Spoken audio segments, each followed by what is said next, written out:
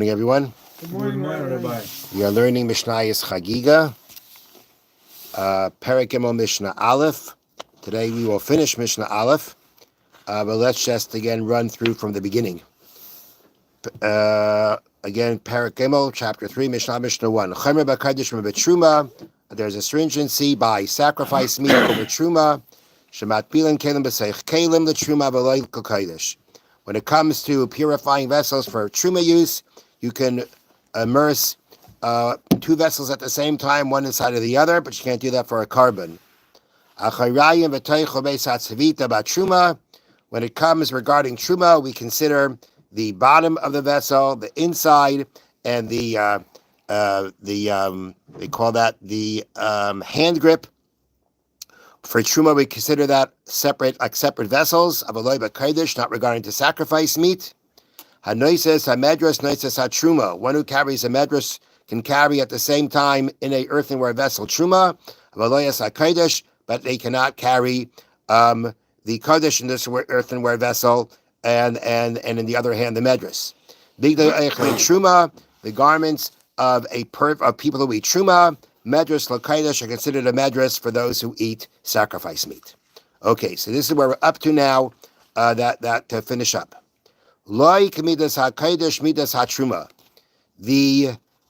measure for sacrifice meat is not the same measure for truma.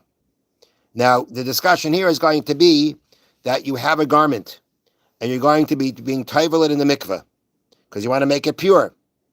Now, the Mishna is going to say that there's also a rule that we've had previously that if on what you are immersing in the mikveh, there's what's called a chatzitza. Chatzitza means there is something extraneous on it, on the outside. And therefore, it's blocking the water from getting to that part of the vessel.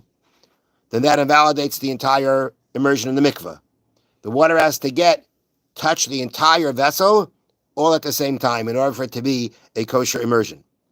So, and that extraneous matter on the outside that interposes between the water and the vessel is called the chatzitza.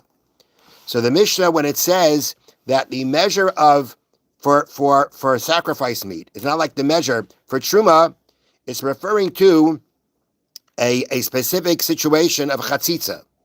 That when it comes to truma, what we're about to say is not considered an chatzitza, is not considered interposition between the water and the vessel, while for sacrifice meat it would be. If you're trying to immerse and purify a garment for truma meat, this would not be for truma. This would not be considered a chatzitza. If you wanted to use it for sacrifice meat, for a carbon meat, it would be considered a chatzitza. Shabbat Kodesh Mishnah continues, and when it comes to sacrifice meat, matir, one unties, umenagev, and one dries off or wipes off, umatbil, and immerses, v'achakach kosher, and then after that ties. That means like this. There are certain types of garments. The way they explain it here is, it's a cloth or a sheet whose corners are tied loosely to one another. They're tied up, but they're tied up loosely. Now, if you have a knot in a garment and it's really tight, is the water going to get through the knot? No, it's not going to. That's a problem. If the knot is loose, then the water can get through, and therefore it's not a chatzitza. Everything should be fine. So the Mishnah is saying like this: let's say you have a garment, and the ends of it are tied up in loose knots, and you want to now immerse it in the mikveh in order to make it pure to be used for sacrifice meat. You're going to put sacrifice meat down on it. Let's say, okay? It's a tablecloth of sorts. That's where you want to put the sacrifice meat down on it. So, and you want to now take this garment with the loose knots and put it in the mikveh. When it comes to sacrifice meat, you can't do that. You've got to untie the knots. Even though they're loose, you got to untie them. Because even though according to the letter of the law, the water will get through, and therefore it should be a kosher immersion, being that it looks like a chatzitza, it looks like a knot, it looks like something that the water cannot get through. When it comes to sacrifice meat, the sages said, the garment has to be without any kind of consideration, any kind of suspicion of not being immersed properly. And therefore, you got to untie all those knots. Similarly, let's say there's some kind of a moist grease that's found on the garment. A moist grease. So halachically, something moist like that is not considered a chatzitza, either because you assume the water is going to wash it off, or because the water is going to get through. But again, that it appears like a chatzitza. It appears like something that's blocking.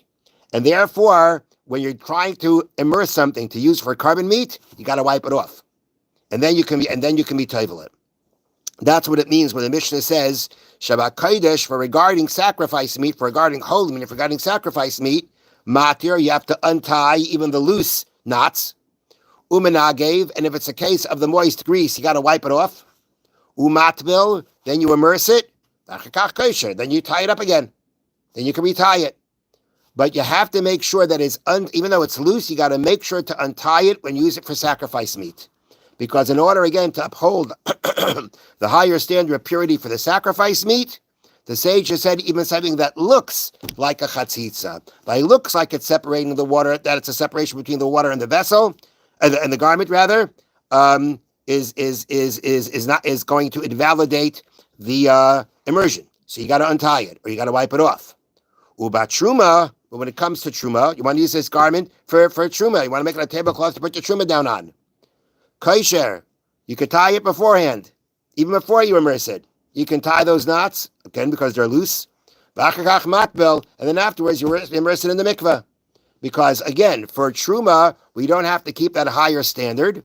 And since, essentially, it's really not a chatzitza, it really doesn't block the water from getting through. So for truma, that's good enough.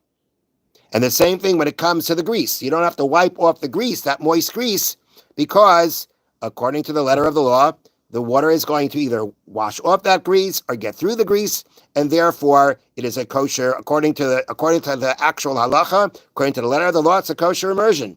But for sacrifice meat, the sage made a stringency and said this is considered a chatzitza, a separation, and you'd have to untie the knots and wipe away the grease.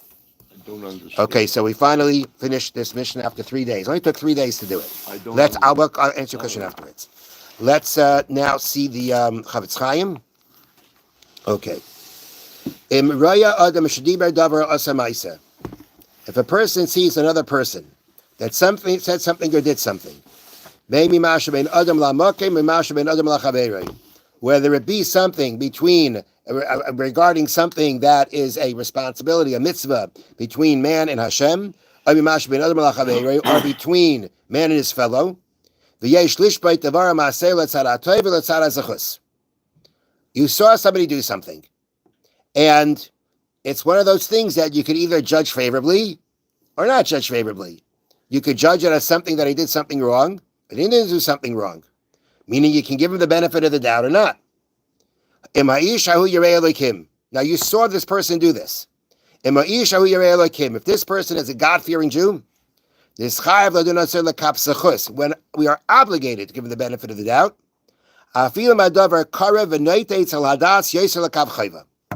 even if this act leans more towards the negative, you could give it a positive perspective. But I mean, even if we're talking about a Yerei Elokim, a God-fearing person, then that act, even though it may be leaning more towards the negative, but there is the possibility of judging it favorably, the halacha is that you have to give him the benefit of the doubt. Not just it's a good thing to do, you have to. Because being that he's a God-fearing person, his chazak, his assumed status is that he is a God-fearing person. And therefore this act, although it looks kind of shaky, you have to give him the benefit of the doubt. Have a wonderful day. Thank you, Rabbi.